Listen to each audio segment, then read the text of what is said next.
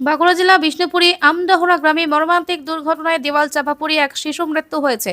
একই ঘটনায় আহত হন আরও 3 জন। আহতদের মধ্যে একজনের অবস্থা গুরুতর হওয়ায় তাকে বাঁকুড়া সম্মিলনী মেডিকেল কলেজ ও হাসপাতালে স্থানান্তরে পরামর্শ দেয় বিষ্ণুপুর হাসপাতাল। তবে চরম আর্থিক সংকটের কারণে পরিবারের পক্ষে চিকিৎসা খরচ, গাড়ি ভাড়া, এমনকি দৈনন্দিন খাবারের ব্যবস্থা করা সম্ভব হচ্ছিল না। এই পরিস্থিতিতে অসহায় পরিবারের পাশে দাঁড়ায় শান্তি সুরক্ষা স্বেচ্ছাসেবী কমিটি অল ওয়েস্ট বেঙ্গল।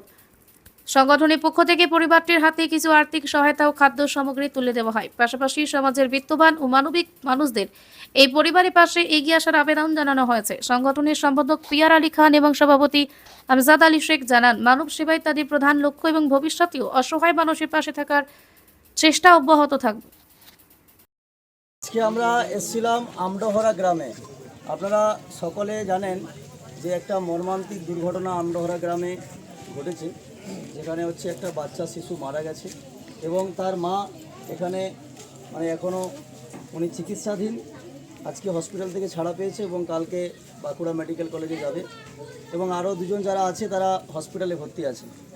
তো প্রশাসন এবং জনসাধারণ যারা দেখছেন ভিডিওটা, তারা একটু দয়া করে এই মানুষগুলির পাশে এসে দাঁড়ান, কারণ এনারা কোন ডাক্তারকে দেখাবেন কি করবেন সেটাই জানে না। এতটাই এনারা সাধারণ মানুষ, যে এতই গ্রাম্য মানুষ যে কাকে দেখাবে, হ্যাঁ, হসপিটাল থেকে বলে দিয়েছে বাইরে নিয়ে যান, এনারা ঘরে নিয়ে এসে ফেলে রেখেছেন। তাই এরা এতই সাধারণ মানুষ যে কোন ডাক্তারকে দেখাবে সেই বিষয়টাও জানে না। তো আমরা চাইছি যে আমি যতটা পারবো আমাদের কমিটির তরফ থেকে এনাকে ডাক্তারি বিষয়ে সমস্ত দিকটাই সহযোগিতা করব, কিন্তু আপনারা যারা আছেন বা দেখছেন সহযোগিতার হাত বাড়িয়ে দেবেন, যাতে পরিবারটার পাশে এসে সকলে দাঁড়ান। ওনার যে বাচ্চাটা মারা গেছে তার বাবা, এই দেখুন উনি কেমন মানুষ, অসহায় মানুষ, যে কোথায় যাবেন উনি, তার ঠিকানা উনি খুঁজে পাচ্ছেন না। একটু বলুন বিষয়টা। পেশেন্টটা যে মায়ের জন্য সাহায্য চাইছে, ওইখানে ডাক্তার সুস্থভাবে চাইছে।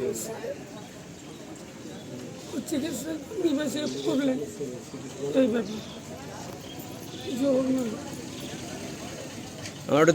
পিস নিউজ বাংলা, সত্যের পক্ষে, শান্তির পথে।